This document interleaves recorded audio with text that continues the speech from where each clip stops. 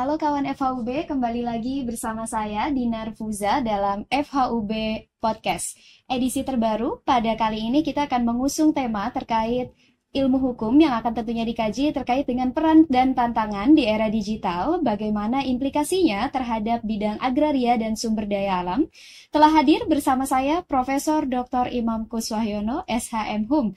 Beliau merupakan guru besar di bidang ilmu hukum perdata, konsentrasi hukum agraria, begitu. Telah banyak sekali buku dan jurnal yang beliau tulis, salah satunya ada Agrarian Law in Historical Perspective, ada juga Controversy of Ruslah yang membahas tentang A Politics of Law Perspective.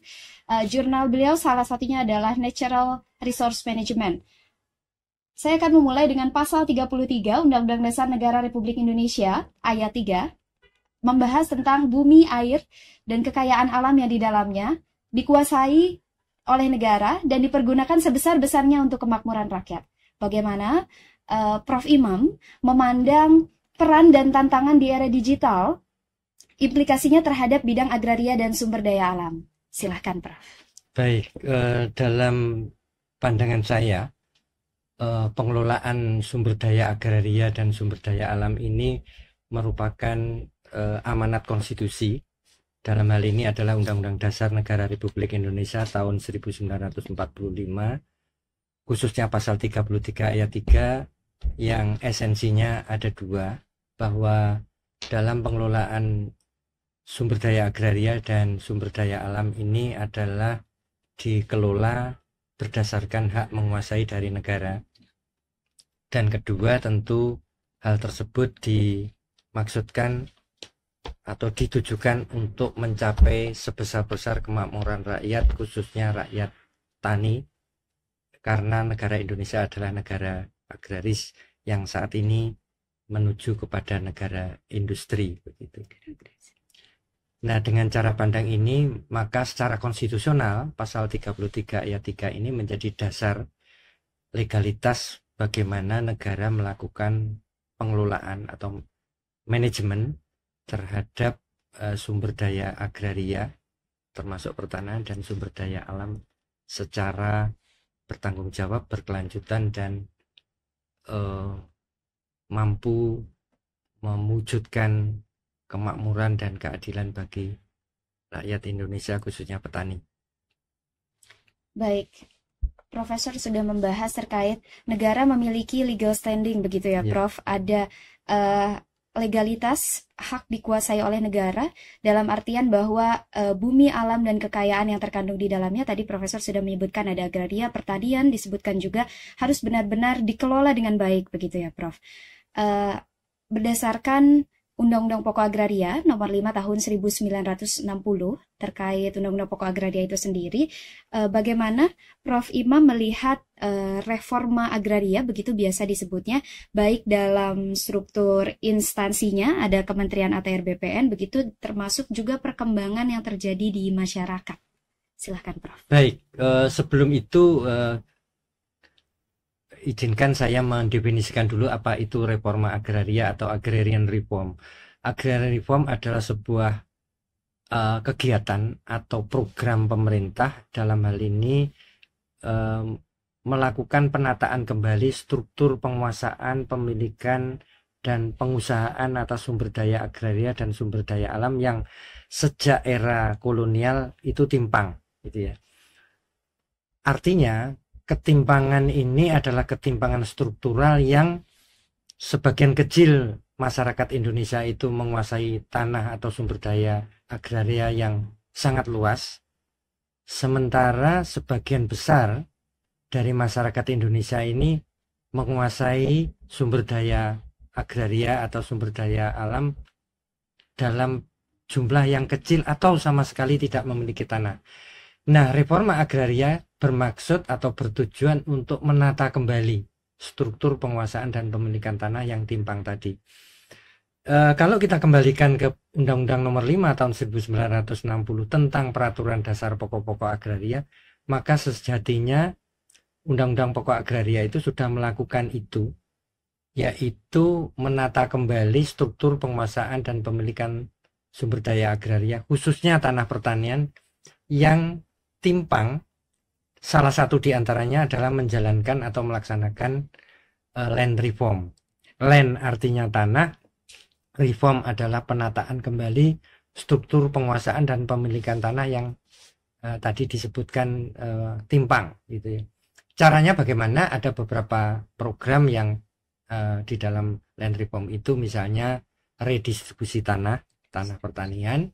Kemudian yang kedua adalah melakukan penataan tanah-tanah absenti atau tanah-tanah pertanian yang terletak di luar kecamatan di mana pemiliknya bertempat tinggal. Kemudian ketiga adalah melakukan penataan kembali tanah-tanah bekas tanah perkebunan yang terlantar atau tidak lagi diusahakan untuk nanti dibagikan kepada petani yang tidak bertanah dengan mekanisme tertentu sebagaimana tertuang di dalam pasal 7, pasal 10 dan pasal 17 Undang-Undang Pokok Agraria Yungto, Undang-Undang Nomor 56 PRP tahun 1960 tentang penguasaan tanah pertanian, dan Peraturan Pemerintah Nomor 224 tahun 1961. Nah, itulah instrumen yang digunakan di dalam mewujudkan atau merealisasikan reforma agraria. Baik. Tadi Prof. Imam sudah menyampaikan bahwa reforma agraria itu merupakan suatu langkah yang ditempuh perkembangan dari sejak zaman kolonial di mana terjadi ketimpangan yang struktural.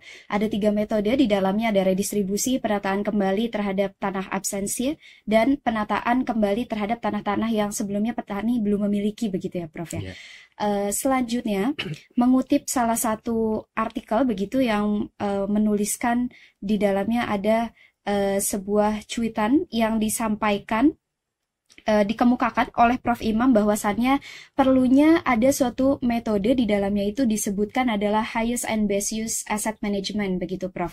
Bagaimana melihat mengelola barang milik negara dalam suatu tatanan Pancasila. Ini sangat menarik tentunya Prof. Bagaimana melihat suatu konstruksi Pancasila lalu ternyata ini berimplikasi pada bidang ekonomi dan kemakmuran rakyat. Silakan Prof. Ya, Pancasila kita pahami sejak kita memasuki dunia pendidikan, maka Pancasila berkedudukan atau diposisikan sebagai dasar filosofi negara gitu ya, di mana di dalamnya terdapat 5 sila, yang 5 sila ini diimplementasikan benar-benar di dalam Undang-Undang Nomor 5 tahun 1960 tentang Peraturan Dasar Pokok-Pokok Agraria, mulai dari sila ketuhanan, kemanusiaan, persatuan Indonesia, kerakyatan, serta keadilan sosial. Nah, ini menarik menurut pandangan kami sebagai pembelajar hukum atau yang menekuni hukum agraria, karena Pancasila ini betul-betul tidak hanya sebatas diucapkan tetapi diimplementasikan baik ke dalam pasal-pasal Undang-Undang Nomor 5 tahun 1960 maupun ketentuan peraturan perundang-undangan lain. Artinya di dalam tata kelola sumber daya agraria dan sumber daya alam, benar-benar nilai-nilai atau esensi sila-sila Pancasila ini harus terwujudkan atau terrealisasikan. Nah, berkaitan dengan barang milik negara atau aset manajemen, maka hal ini sudah ditegaskan di dalam Undang-Undang Nomor 1 tahun 2004 tentang perbendaharaan negara, bahwa aset negara adalah semua barang maupun non-barang yang merupakan kekayaan negara yang diperoleh melalui anggaran pendapatan dan belanja negara ataupun cara-cara lain yang sah, gitu ya. Artinya mengacu kepada pasal 1 Undang-Undang Nomor 1 tahun 2004 tentang perbendaharaan negara adalah sumber daya agraria dan sumber daya alam ini merupakan harta kekayaan negara atau barang milik negara yang sudah barang tentu. Kata milik ini harus dimaknai secara luas, bahwa milik itu tidak berarti bahwa sumber daya agraria dan sumber daya alam ini menjadi hak penuh dari negara, kemudian orang atau badan hukum kemudian mendapatkan ini sebagai pemberian dari negara, tetapi justru konsepsinya adalah merujuk kepada pasal 1 Undang-Undang Nomor 5 Tahun 60 bahwa sesungguhnya pemilik dari sumber daya agraria dan sumber daya alam ini adalah seluruh bangsa Indonesia. Jadi di situ ada kalimat yang mengatakan bahwa bumi, air, ruang angkasa adalah bumi, air, ruang angkasa milik seluruh bangsa Indonesia, merupakan karunia Tuhan Yang Maha Esa kepada bangsa Indonesia. Dengan kalimat itu maka harus dimaknai bahwa barang milik negara adalah barang atau sumber daya yang khusus diberikan kepada negara untuk dikelola sebaik-baiknya untuk kesejahteraan dari negara itu, yang kewenangannya diberikan pembatasan-pembatasan di dalam Undang-Undang Nomor 1 Tahun 2004 tentang Perbendaharaan Negara. Dalam konteks itu dikatakan base use itu adalah bahwa sumber daya alam dan sumber daya agraria itu harus digunakan semaksimal mungkin, memberikan tambahan nilai atau harga dari sumber daya alam ini setinggi mungkin. Tetapi ada pesan yang kedua di dalam tulisan kami bahwa kalau nilainya tinggi, maka tentu implikasinya harus digunakan sebanyak mungkin untuk kemaslahatan atau bagi kepentingan atau bagi sebesar-besar kemakmuran dari seluruh rakyat. Jadi penggunaannya oleh negara itu betul-betul berfaedah, bermanfaat, bermaslahat bagi sebesar-besar kemakmuran rakyat. Jadi bukan untuk kepentingan negara sendiri sebagai organisasi kekuasaan, atau lebih sempitnya adalah pemerintah, tetapi justru pendayagunaan nilai dari sumber daya agraria dan sumber daya alam itu adalah untuk sebesar-besar kemakmuran rakyat. Dan itu tentu harus dipertanggungjawabkan oleh presiden, karena negara kita adalah negara republik presidensial yang kekuasaan tertinggi ada pada presiden, gitu ya. Dan presiden tentu harus mempertanggungjawabkan ini kepada Dewan Perwakilan Rakyat dan Dewan Perwakilan Daerah sebagai representasi dari rakyat. Jadi base use-nya ada di situ.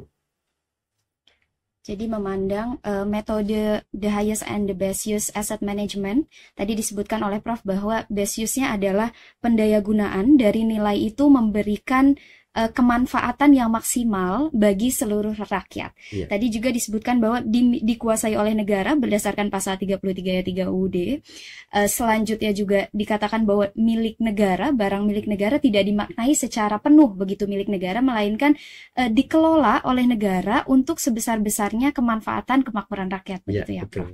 Melihat fenomena yang terjadi begitu, Prof, banyak sekali mungkin tidak jarang begitu ya, apabila kaitannya dengan agraria, land reform, banyak sekali sengketa-sengketa tanah ataupun tuan-tuan tanah begitu, Prof. Adanya tuan-tuan tanah yang secara legal, pendaftaran tanah, pendaftaran hak atas tanah itu dalam tata kelolaannya mungkin masih dalam perkembangan menuju the best use tadi yang Prof sampaikan. Bagaimana Prof memandang sengketa tanah, tuan-tuan tanah begitu yang terjadi di Indonesia? Ya, jadi ada pengertian pertama, tuan tanah atau landlord itu adalah orang-orang atau pihak-pihak tertentu, baik itu individual maupun kelompok kecil tentu saja jumlahnya, yang menguasai tanah-tanah dalam skala luas, baik tanah-tanah pertanian maupun tanah-tanah non pertanian. Nah, mengapa ini kemudian menjadi kasus? Karena untuk konteks Indonesia justru luas tanah pertanian ini semakin menyempit, tetapi tanah non pertaniannya yang semakin meluas karena konversi, gitu ya. Konversi adalah sebuah fenomena, sebuah keadaan dari tanah pertanian berubah menjadi tanah non pertanian. Kenapa? Karena digunakan untuk fungsi non pertanian, untuk perumahan, untuk kegiatan fasilitas negara, untuk pembangunan kawasan wisata, untuk mall, untuk hotel, untuk apartemen dan sebagainya. Jadi konversi itu rata-rata 100.000 sampai 120.000 hektar per tahun, itu terjadi seperti itu. Nah, ini akan meningkatkan eskalasi sengketa yang kami bagi menjadi 5 tipologi. Tipologi yang pertama adalah sengketa yang berkaitan dengan tanah-tanah bekas kawasan hutan, tanah-tanah terlantar, tanah-tanah yang merupakan bekas tanah perkebunan milik kolonial yang sudah tidak diusahakan lagi, tanah-tanah yang ada di sekitar kawasan hutan. Itu merupakan tipologi yang pertama. Nah, tipologi pertama ini menjadi ciri menarik karena acap kali tidak ada alas haknya.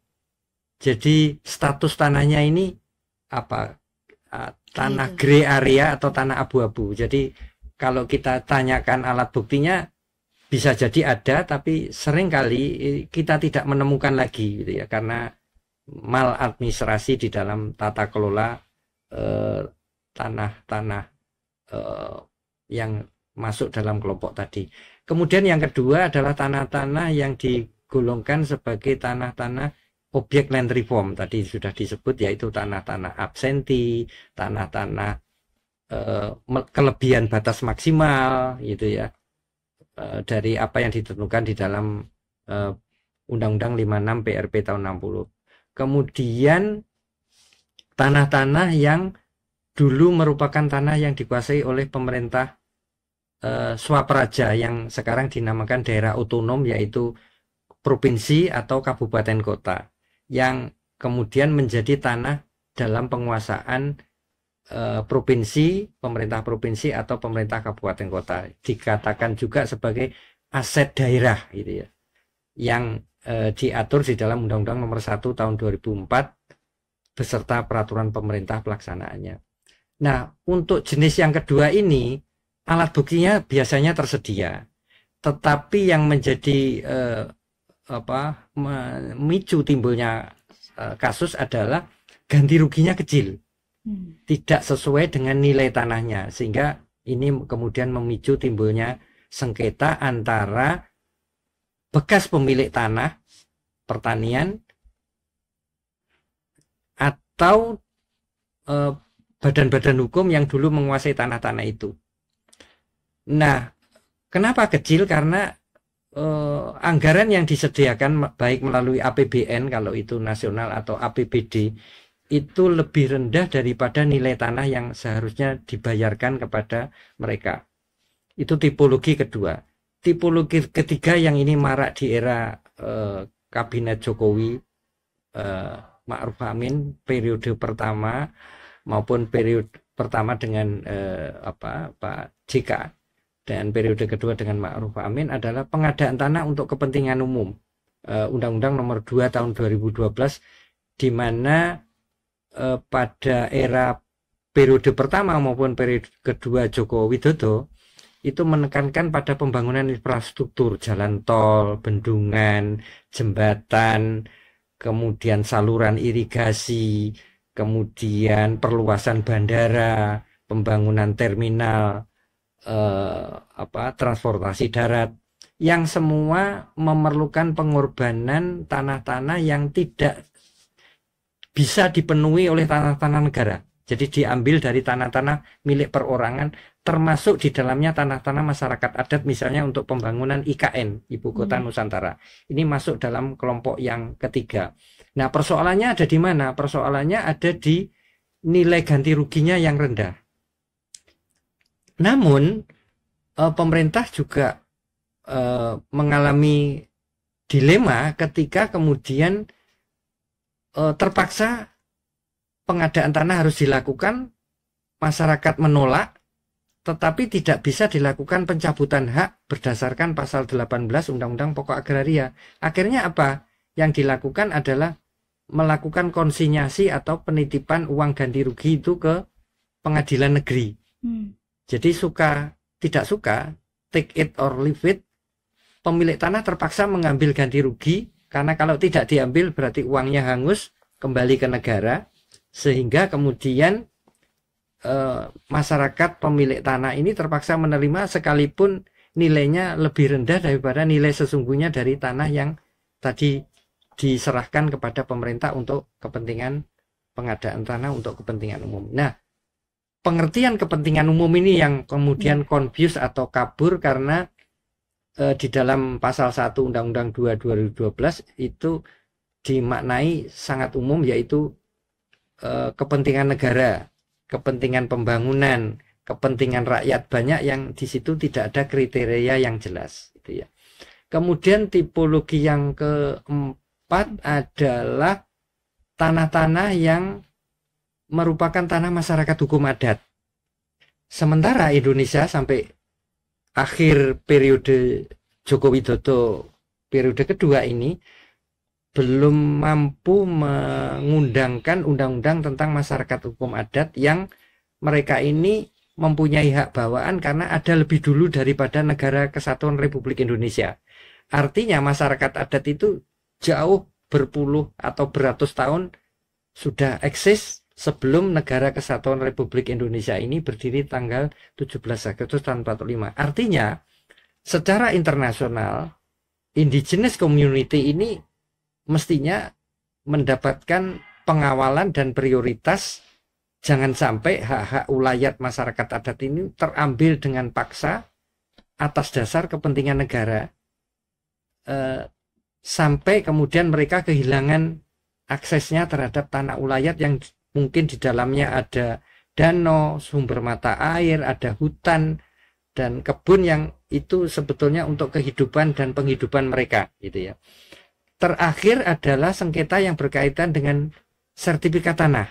Nah, ini juga menjadi soal ketika saat ini sesuai dengan tema diskusi kita saat ini, yaitu digitalisasi pembuktian hak atas tanah yang tertuang ke dalam sertifikat. Karena begini, Indonesia sebagai negara agraris sudah barang tentu sertifikat ini menjadi dambaan atau impian dari masing-masing petani pemilik tanah walaupun skala kecil, untuk memberikan legalitas terhadap kepemilikan mereka atas sepetak atau dua petak tanah yang itu untuk kehidupan petani dan keluarganya. Nah, yang menjadi soal adalah ketika kemudian pemerintah ingin melakukan pendaftaran tanah dengan dua model, yaitu pendaftaran tanah secara sporadik, berarti petani harus membayar biaya pendaftaran tanah, antara lain adalah untuk surat ukur dan blanko sertifikat dan pengumuman di media massa sebanyak 3 kali berturut-turut, atau pemerintah memberikan kelonggaran kepada pemilik tanah, khususnya para petani ini, untuk mendaftarkan tanah melalui pendaftaran tanah sistematik yang itu didanai oleh APBN, Anggaran Pendapatan Belanja Negara, atau APBD. Jadi ini bentuknya adalah free atau gratis. Yang kita kenal salah satunya adalah PTSL, Pendaftaran Tanah Sistematik Lengkap. Nah, model lama di dalam Undang-Undang Pokok Agraria pasal 19 dan PP 2497, maka itu dilakukan dengan cara manual. Artinya semua berkas itu dituangkan dalam pencetakan di kertas gitu. Tetapi dengan adanya Undang-Undang ITE, maka kemudian hal ini diubah menjadi pendaftaran tanah secara elektronik atau secara digital. Nah, ini merubah mindset atau cara pandang petani yang dulu mendambakan sertifikat itu dalam bentuk buku ya, berwarna hijau muda, diberikan logo dan di situ tertera namanya dan jenis hak atas tanahnya, hak milik, hak guna usaha dan sebagainya, sekarang berubah menjadi digital. Pertanyaannya adalah, apakah kekuatan pembuktiannya sama? Kekuatan pembuktiannya sama. Cuman yang menjadi soal adalah bagaimana memberikan pemahaman kepada petani pemilik tanah, khususnya rakyat kecil, dari model yang manual yang berbentuk kertas menjadi bentuk digital. Nah, ini butuh effort atau kerja keras dari khususnya Kementerian Agraria dan Tata Ruang, Badan Pertanahan Nasional, untuk memberikan penyuluhan bagaimana kemudian dari model sertifikat yang lama atau model yang konvensional menjadi sertifikat dalam bentuk digital. Nah, persoalannya, tantangannya adalah bagaimana input data yang dilakukan oleh petugas atau pegawai itu dijamin akurasinya, tidak terjadi salah nama, salah ukuran, salah dalam penetapan batas-batas tanah gitu ya, salah dalam penentuan jenis hak. Ini akan berakibat terhadap ketidakpercayaan publik terhadap peralihan dari model sertifikat yang konvensional menjadi sertifikat secara digital. Nah, inilah menjadikan peran hukum ini penting untuk dua hal, yaitu a tool of social engineering sebagai piranti untuk meningkatkan kapasitas pemahaman masyarakat di bidang sertifikat tanah khususnya tanah pertanian, dan yang kedua adalah a tool of social control atau sebagai piranti untuk mengendalikan masyarakat jangan sampai di dalam menghadapi sengketa tanah ini terjadi chaos, di mana terjadi pertikaian, termasuk pertikaian fisik antara rakyat di satu sisi dengan pemerintah beserta aparat keamanan di sisi yang lain, yang ini akan tentu akan mengancam stabilitas nasional. Saya kira seperti itu. Baik, Prof. Tadi sudah sangat jelas sekali dijelaskan oleh Prof. Imam tentang tipologi ya. Ada 5 begitu tipologinya. Disebutkan juga dari ragam sengketa itu memiliki nilai pembuktiannya masing-masing begitu ya, Prof. Dan juga ada kendala atau mungkin tingkat kesulitannya yang disengketakan yang terjadi di dalam masyarakat itu sendiri. Dan tadi sudah disebutkan bahwa ini merupakan lembaga Kementerian ATR BPN begitu, bagaimana berperan untuk mengkonversi situasi yang asalnya tanah-tanah ini konvensional, kepemilikan hak atas tanah, menjadi beralih dalam konteks kepemilikan hak atas tanah dalam konteks digital. Namun yang menjadi catatan tadi oleh Prof. Imam sudah dijelaskan sangat baik sekali, tentunya peran hukum, mengkaji ilmu hukum di sini, bahwasannya hadirnya hukum dalam tata kelola tanah, pendayagudaan tanah untuk sebesar-besar kemakmuran rakyat adalah ada tool as social engineering dan ada juga sebagai social control. Disebutkan juga bahwa tadi yang menjadi tantangan bagi kementerian yang akan mengampu begitu ya, Prof, peralihan dari konvensional ke digitalnya adalah akurasi data gitu, entry data dari setiap karakter nama, batasan dan juga luas tanah itu sendiri. Selanjutnya, Prof. Imam, izinkan saya mengutip pertanyaan terakhir, mengapa diperlukan begitu esensi hadirnya badan yang mengelola barang milik negara itu sendiri dan ada pengadilan agraria.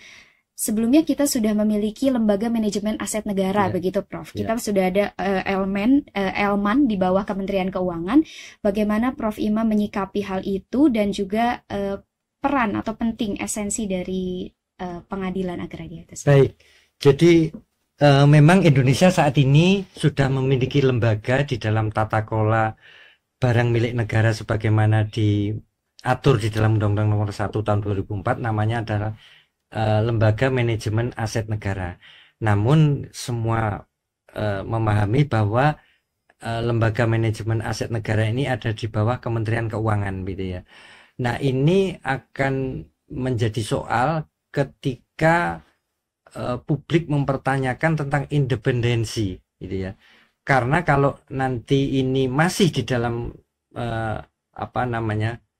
bagian dari Kementerian Keuangan, sekalipun Menteri Keuangan adalah bendahara negara sebagaimana diatur di dalam Undang-Undang Nomor 1 Tahun 2004 maupun Undang-Undang tentang Keuangan Negara, Menteri Keuangan adalah pengelola aset gitu ya. Nah, di dalam konteks ini tentu yang menjadi penting saya mengusulkan untuk menjadi badan karena menyangkut independensi. Kalau itu badan pengelola aset negara, maka ini tidak ada di dalam lingkup kementerian, tapi langsung bertanggung jawab kepada presiden gitu ya. Itu yang menyangkut tentang independensi. Yang kedua tentu kalau itu dinamakan badan manajemen aset negara, maka badan ini mempunyai keleluasaan untuk mengelola setidak-tidaknya 3 hal. 1, barang milik negara yang ini merupakan barang milik pemerintah pusat, jadi yang ada di pemerintah pusat. Yang kedua, mengelola barang milik daerah yang ada di dalam lingkup provinsi, gitu ya. Yang ketiga adalah barang milik negara yang ada di dalam lingkup kabupaten kota. Dan yang terakhir, karena itu juga diatur di dalam undang-undang tentang desa, adalah barang yang diatur dan dalam kewenangan pemerintah desa. Jadi ada struktur tertentu yang di dalam badan pengelola aset negara ini nanti akan memberikan pertanggungjawaban kepada publik, langsung kepada presiden, dan tentu memberikan laporan kepada Dewan Perwakilan Rakyat maupun Dewan Perwakilan Daerah. Nah, pertanyaannya, bagaimana model pengelolaan yang baik sebagaimana amanat dari Undang-Undang Nomor 30 tahun 2014 tentang administrasi pemerintahan, maka Badan Manajemen Aset Negara itu harus mampu mewujudkan prinsip pemerintahan yang baik. Salah satunya adalah bertanggung jawab, kredibel, kemudian dilakukan secara profesional, dan bisa dipertanggungjawabkan kepada publik, gitu ya. Nah, dengan adanya lembaga ini maka diharapkan keadilan di dalam tata kelola sumber daya agraria dan sumber daya alam dalam konteks manajemen aset ini betul-betul dapat direalisasikan, begitu. Baik, kawan FHUB tadi sudah dijelaskan sangat komprehensif begitu oleh Prof. Imam secara runut. Kita membahas tentang latar belakang land reform, reforma agraria, esensi mengapa pentingnya reforma agraria, lalu menjadi amanat konstitusi begitu negara sebagai menguasai sumber daya alam. Sudah disebutkan juga tadi beberapa highlight bagaimana merubah konversi tanah-tanah yang kepemilikannya konvensional menjadi digital, sudah dibahas oleh Prof. Imam dengan sangat komprehensif. Terima kasih kawan FHUB sudah menyaksikan edisi episode hari ini bersama saya dengan Prof. Imam. Terima kasih Prof. Imam untuk waktu dan kesempatannya. Semoga kita bisa bertemu kembali untuk membahas terkait agraria ya. Banyak sekali hal-hal yang dapat kita petik begitu. Keilmuan yang sangat komprehensif yang telah kita peroleh dari episode kali ini. Terima kasih kawan FHUB sudah menyaksikan tayangan FHUB Podcast bersama saya dan Prof. Imam. Jangan lupa untuk subscribe, like, dan share. Terima kasih. Sampai jumpa di episode selanjutnya.